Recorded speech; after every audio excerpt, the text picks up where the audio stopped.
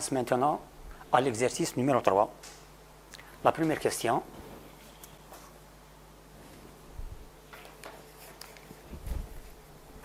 Première question. Donnez la structure électronique des éléments A, B, C et D, sachant que. C'est la première question. On vous donne l'élément A. Donc, l'élément A. Les valeurs des 4 nombres quantiques du dernier électron sont n égale à 5, L égale à 1, le ML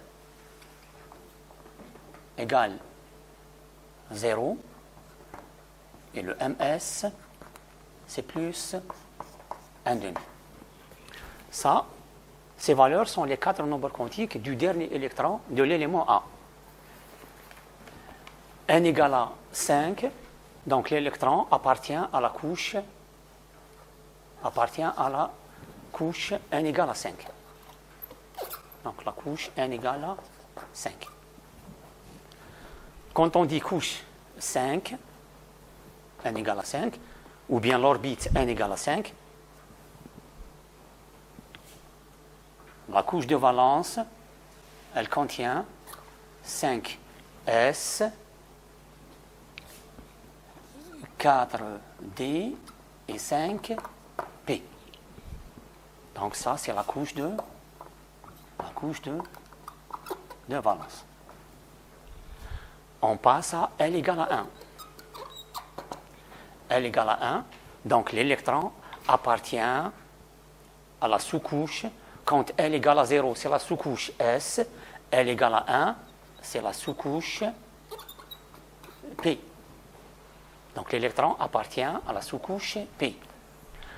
Le ML égale à 0. ML égale à 0. Le ML indique la case quantique. Donc la sous-couche P contient 3 cases quantiques. Donc on a ML, donc c'est moins 1, 0 et plus 1.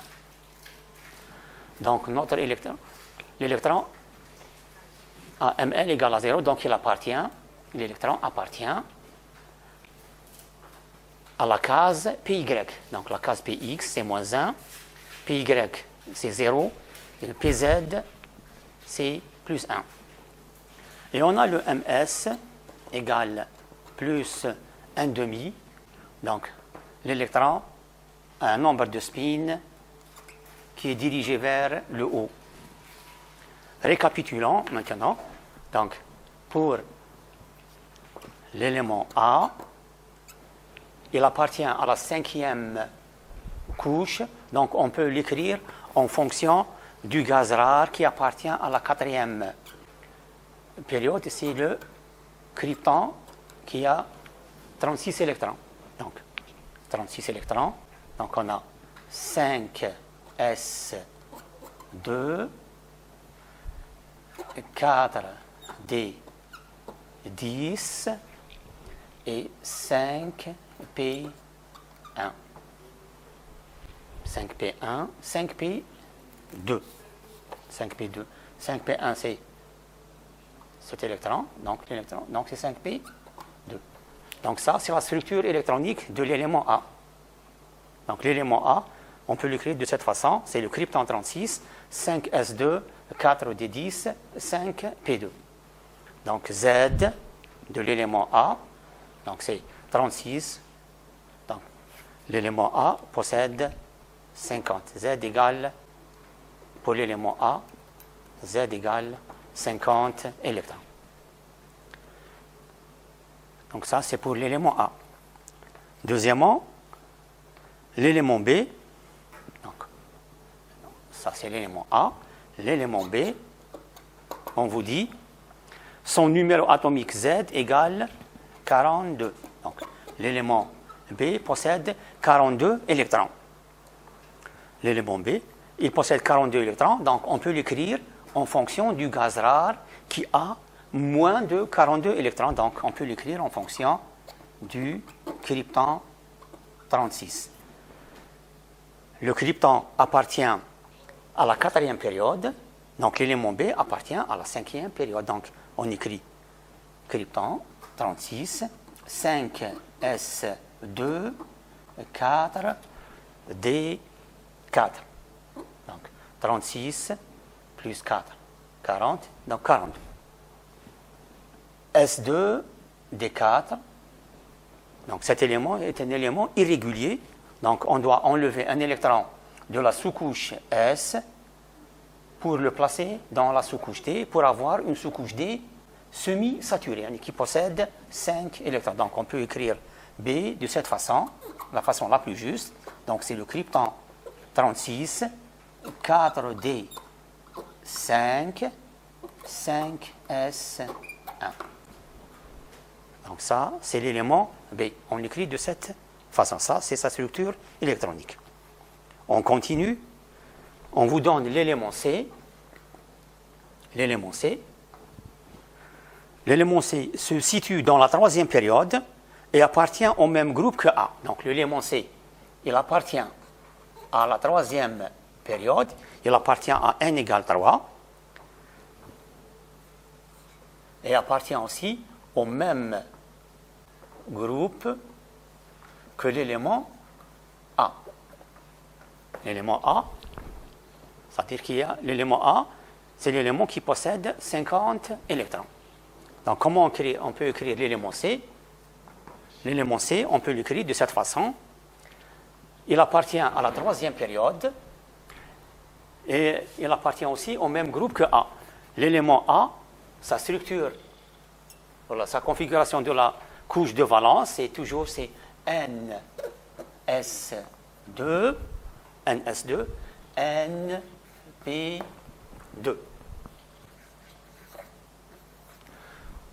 NS2, NP2. NS2, NP2. Donc l'élément C a 4 électrons de valence. Et en même temps, il appartient à la troisième période. Donc on l'écrit, il appartient à la troisième période. Donc l'élément C, on peut l'écrire en fonction du gaz rare qui appartient à la deuxième période et qui est le néon 10. Le néon appartient à la deuxième période. Donc on écrit là. Donc c'est 3S2, 3P2. Donc Z de l'élément C, c'est 10 plus 4, donc c'est 14 électrons. Donc Z égale 14. Ça, c'est pour l'élément C.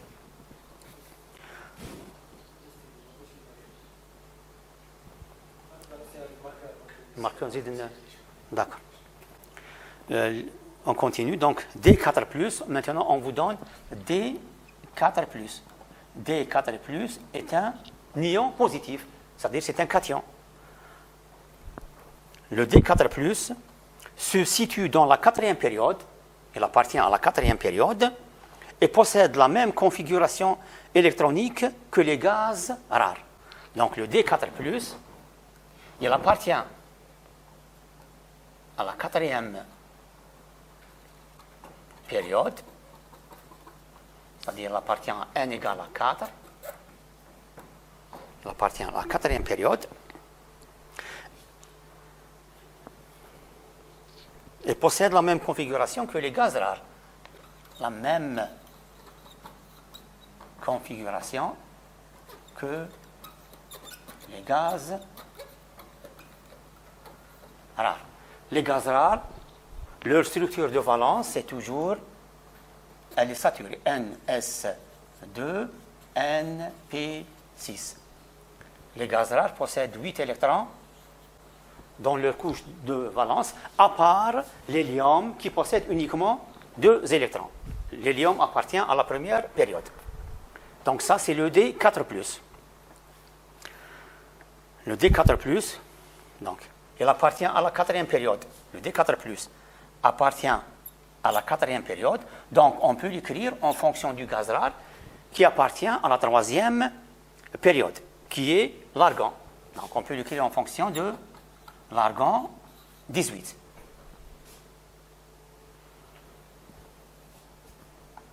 Et il possède la configuration des gaz rares.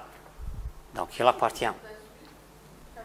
Donc, on a 4S, 3D, 4P.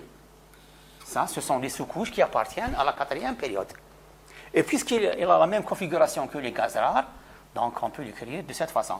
4S2, 4P6 et D10. Il faut que la sous-couche D soit saturée, c'est-à-dire il faut qu'elle contienne 10 électrons. Donc ça, c'est le D4+.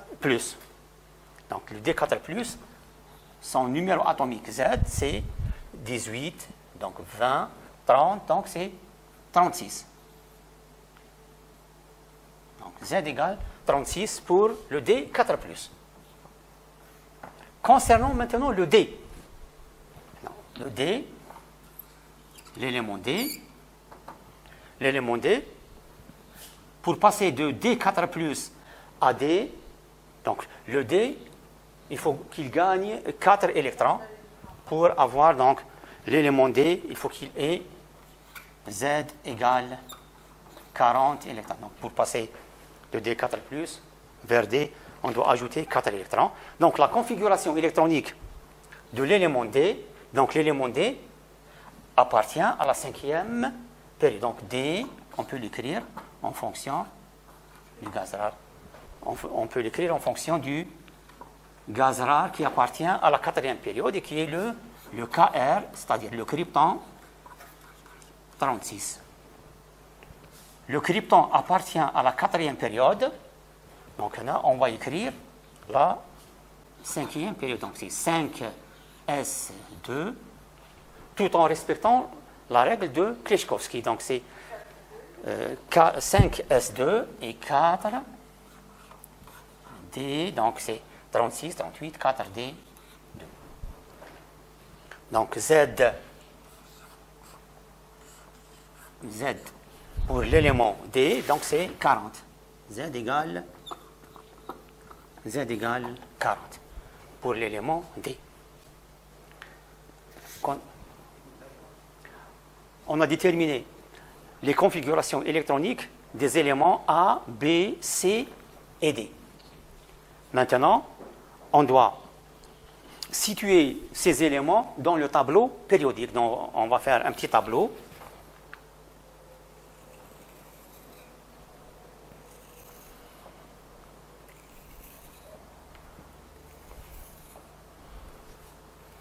Donc, l'élément, on a A, B, C et D. Donc le tableau périodique contient uniquement des atomes neutres et non pas des ions. Dans notre cas, on doit situer l'élément D et non pas le cation D4+. Donc le D4+ n'appartient pas au tableau périodique. Donc on a l'élément, on doit déterminer la période, le groupe et le sous-groupe ainsi que la colonne. Donc l'élément A, donc ça c'est la couche de valence. Le n maximum, ou bien le n maximal, c'est le n égale à 5. Donc l'élément A appartient à la cinquième période. Sa couche de valence contient les électrons S et P. On ne tient pas compte de l'orbital ou bien de la sous-couche D puisqu'elle est saturée. Donc, il appartient, les électrons de valence sont de nature S et P, donc c'est le sous-groupe A. La colonne, c'est la colonne numéro 14. Donc, la colonne 14, le groupe, c'est la somme des électrons de valence. On a uniquement 4 électrons de valence, puisque D est saturé. Donc, on a le groupe 4. Le sous-groupe, c'est A, puisque les électrons sont de nature S et P, puisque D est saturé. Donc, c'est le sous-groupe A. Donc, ça, concernant l'élément A. L'élément B, maintenant. L'élément B, sa couche de valence contient les électrons S et D. Donc, on a le bloc D, donc c'est un élément de transition qui appartient au bloc D. Donc, N maximum, c'est 5. Donc, l'électron, l'élément B, a pour période N égale à 5. La somme des électrons de valence, c'est 4 plus 2, donc c'est 6. Et B. B, puisqu'on a la sous-couche D qui entre dans la couche de valence, donc c'est le B. Et la colonne, c'est la colonne 4 plus 2, donc c'est 6. La somme des électrons de valence. 4 plus 2, 6. Donc ça, concernant l'élément B. L'élément C, maintenant, sa couche de valence, c'est 3s2, 3p2. Elle contient uniquement les électrons S et P, donc c'est le sous-groupe A. La période, c'est 3. Le N max, le plus grand N, ou bien le N le plus élevé dans la couche de valence, c'est 3. Donc c'est la période 3. Le groupe, donc c'est la somme des électrons de valence, 2 plus 2, donc c'est 4. Et on a uniquement les électrons S et P, donc c'est A. Donc c'est le groupe 4A, 4A. La colonne, l'élément C appartient au bloc P. Donc pour arriver au bloc P, on doit passer par le bloc S, le bloc D et enfin le bloc P. Donc c'est la colonne numéro 2 plus 2, 4, plus le bloc D qui contient 10 colonnes, donc c'est la colonne numéro 14. Ça concernant l'élément C. Maintenant, l'élément D, sa couche de valence, c'est 5s2, 4d2. Le N le plus élevé, c'est 5. Donc, c'est la colonne numéro, c'est la période N égale à 5. La période N égale à 5. La somme des électrons de valence, c'est 2 plus 2, donc c'est 4. Le groupe, c'est 4. Et il contient les électrons D, donc c'est le groupe 4B. La colonne 2 plus 2, donc c'est la colonne numéro 4. Donc on a déterminé, ou bien on a situé les éléments A, B, C, D dans le tableau périodique, c'est-à-dire la période, groupe, sous-groupe et colonne. Ça, c'est la première question. Donc, situer les éléments. La deuxième question, on l'a déjà faite. Donc, c'est celle-là. Situer ces éléments dans le tableau périodique. Troisièmement, classer par ordre croissant ces éléments selon leur énergie d'ionisation et leur rayon atomique. Donc, troisièmement, on doit classer ces éléments selon leur énergie d'ionisation et leur rayon atomique. Sur une période, on a déjà fait ça tout à l'heure, sur une période, la variation du rayon, le rayon, il augmente de droite à gauche, selon une période.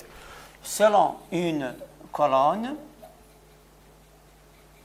le rayon augmente du haut vers le bas. Pour l'énergie d'ionisation, c'est l'inverse. L'énergie d'ionisation, elle augmente de gauche vers la droite selon une période et du bas vers le haut selon une colonne. Ça, c'est la diagonale. Elle augmente dans ce sens. Donc, on nous demande de calculer ou bien de classer ces éléments selon leur ordre. Maintenant, on doit classer les éléments A, B, C, D selon leur énergie d'ionisation et selon leur rayon par ordre croissant. Qu'est-ce qu'on remarque? On remarque que l'élément A, B et D appartiennent tous les trois à la même période. Donc, on peut les classer. On peut classer selon leur rayon ou leur énergie d'ionisation. Donc, ça, c'est la troisième question. Troisièmement, donc, on a l'élément A, B et D, les trois éléments, appartiennent à la même période, c'est-à-dire la période n égale à 5. Donc on peut n égale à 5. L'élément A possède 50 électrons. Donc, l'élément B 42 et l'élément D 40 électrons. Donc on a D 40 électrons. Le B 42. L'élément A 50 électrons. Donc, les trois éléments appartiennent à la même période. Donc, on peut les classer selon leur énergie ou bien selon leur rayon. Donc, le rayon, il varie de droite vers la gauche. Donc, on peut écrire concernant le rayon, la variation du rayon, on peut écrire que le rayon de l'élément A est inférieur au rayon de l'élément B est inférieur. D'accord? Donc, ça, c'est le rayon. Maintenant, qu'est-ce qu'on peut? On a l'élément A et l'élément C. Ces deux éléments appartiennent à la même colonne qui est la colonne numéro 14. Donc, l'élément A et l'élément A et C appartiennent à la colonne numéro 14. Donc, c'est la colonne numéro 14. La colonne numéro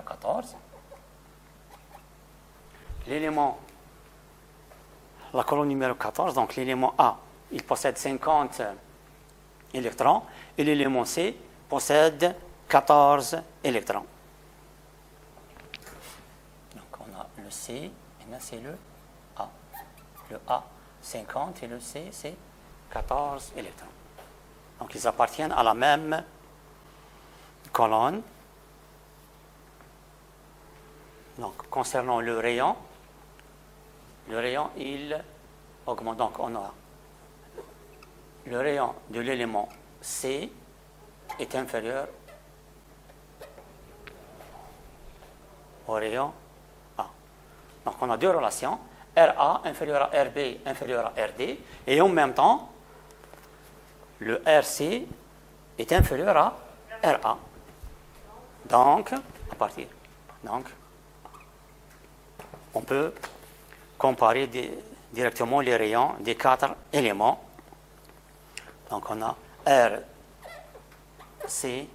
inférieur à RA inférieur à RB et inférieur à R. Donc on a comparé les rayons des quatre éléments en même temps. Passons maintenant à l'énergie d'ionisation. Donc l'énergie, c'est l'inverse de l'énergie d'ionisation.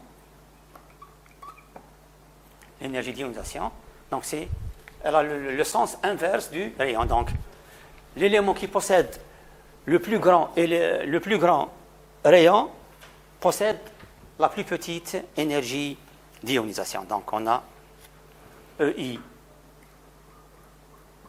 EID inférieur à EIB inférieur à EIA et inférieur à EIC. Voilà. Donc on a comparé les rayons ainsi que l'énergie d'ionisation des quatre éléments A, B, C et D.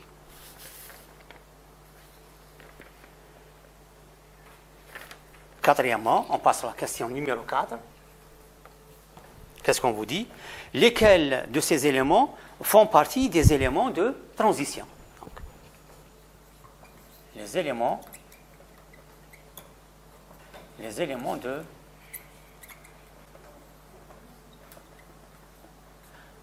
quels sont parmi ces quatre éléments ceux qui sont des éléments de transition? Les éléments de transition, il faut que leur couche de valence, donc c'est NS2 n-1 d x avec x inférieur ou égal à 8. Donc, les éléments de transition appartiennent au bloc D. Ça, c'est la première des conditions. La deuxième des conditions, c'est le nombre d'électrons dans le bloc D, il faut qu'il soit inférieur ou égal à 8. Parmi les 4 éléments, A, B, C, D, quels sont les éléments qui appartiennent au bloc B? Donc, on a l'élément B et l'élément D. Donc, B et D sont des éléments de transition. B et D sont des éléments de transition parce qu'ils appartiennent au bloc D et les électrons appartenant au bloc D sont inférieurs ou égaux à 8. Lesquels de ces éléments sont des éléments de transition? Donc, ce sont les éléments B et D. La question numéro 5. Quel élément de l'or OU 79 ou du mercure Hg 80 possède la plus grande énergie de première ionisation? Qu'en est-il de l'énergie de deuxième ionisation? Justifié. Donc l'or AU, donc c'est 79, et le mercure Hg 80. On vous demande de trouver parmi ces deux éléments celui qui possède l'énergie de première ionisation la plus grande. Donc, qu'est-ce qu'on doit faire? On doit faire la configuration électronique de ces deux éléments. L'or est un élément irrégulier. Donc, on l'écrit de cette façon. L'or est un élément irrégulier. Donc, il a 79 électrons, donc on peut l'écrire en fonction du gaz rare qui possède un nombre inférieur à 79, c'est le xénon 54. Donc, c'est le xénon 54. 4F 14, 5D 10 et 6S 1. Donc ça, c'est l'or. Maintenant, le mercure. Le mercure Hg80, on peut l'écrire aussi en fonction du xénon 54. 4F, tout en respectant la règle de Klichkovsky. 4F14, 5D10 et 6S2. Donc, l'or et le mercure. Donc là, ça, c'est la couche de valence de l'or. Et celle-là, c'est la couche de valence du mercure. L'or possède un seul électron de valence, puisque la sous-couche 5D est saturée, ainsi que la sous-couche 4F, qui contient 14 électrons. Donc, la même chose pour le mercure Hg80. Il possède 2 électrons de valence. La sous-couche 4F est saturée, ainsi que la sous-couche 5D. Donc, l'or possède un électron de valence qui est 6S1. 6S1. Le mercure possède 2 électrons de valence, c'est-à-dire 6S2. Voilà.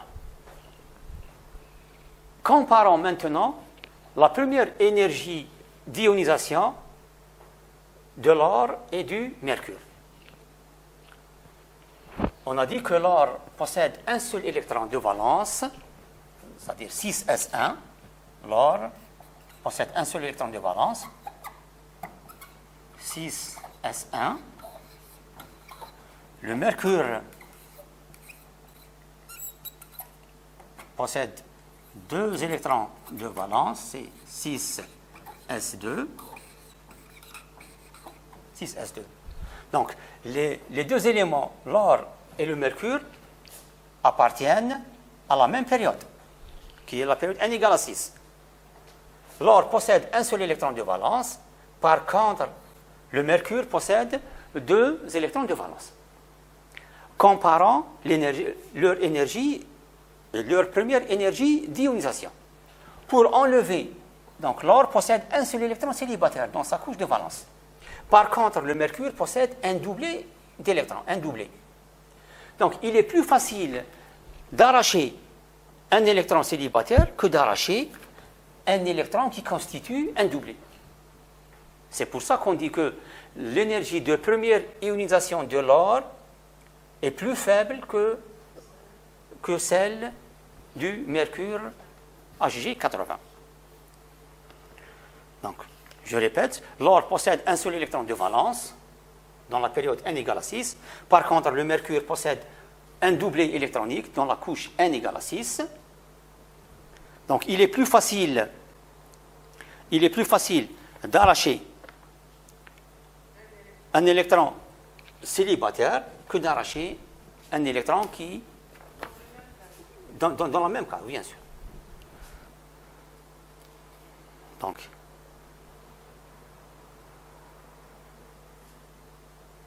Donc l'ionisation, on peut écrire que l'ionisation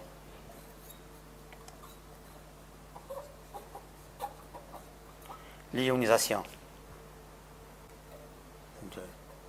l'or 79, ou bien se fait d'une manière plus facile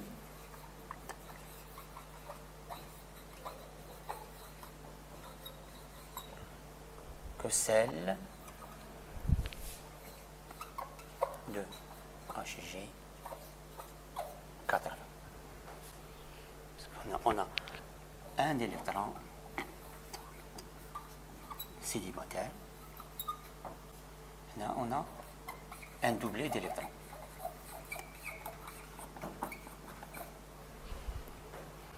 Donc la première énergie d'ionisation de l'or est plus facile que l'énergie d'ionisation du mercure AgG 80.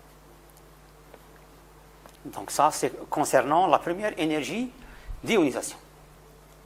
AU nous donne AU plus un électron, donc ça c'est l'énergie de première ionisation. Hg nous donne Hg plus un électron, donc c'est l'énergie de première ionisation concernant le mercure. Donc l'énergie de première ionisation de l'or est inférieure à l'énergie de première ionisation du mercure. Donc ça, c'est concernant l'énergie de première ionisation. Maintenant, l'énergie de...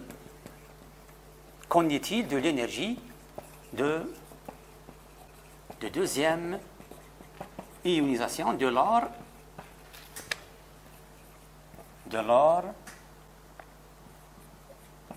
et du mercure?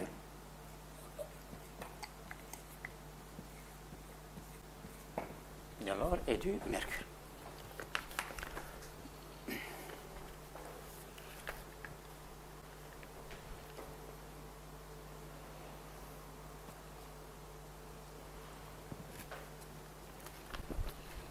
Revenons à la configuration électronique de l'or. La première ionisation de l'or, donc le AU+, sa configuration électronique, c'est le xénon 4F14 et 5D10. Le Hg+, sa configuration électronique, c'est toujours le xénon 4F14, 5D10 et 6S1.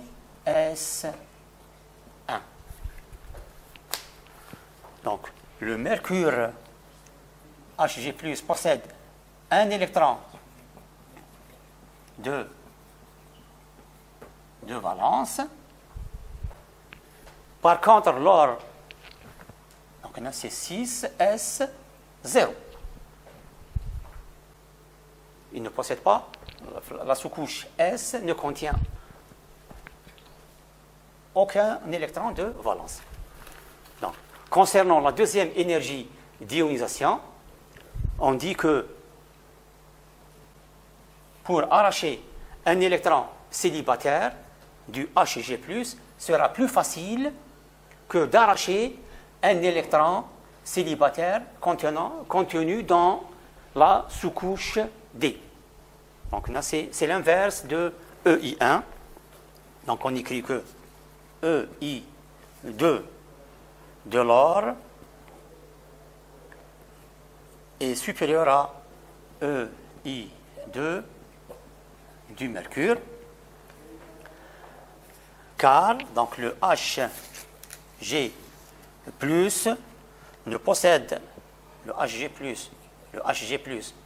ne possède qu'un seul électron de valence, qui est le 6s1. Donc, il est plus facile de l'arracher, c'est-à-dire cet électron de valence, il est plus facile de l'arracher que d'arracher un électron qui est contenu dans un doublet électronique.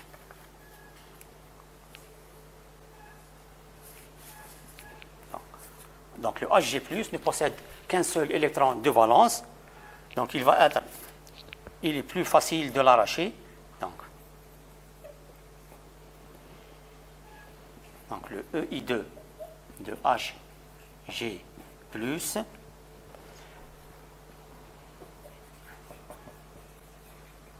est plus faible que EI2 de l'or 62 AU+.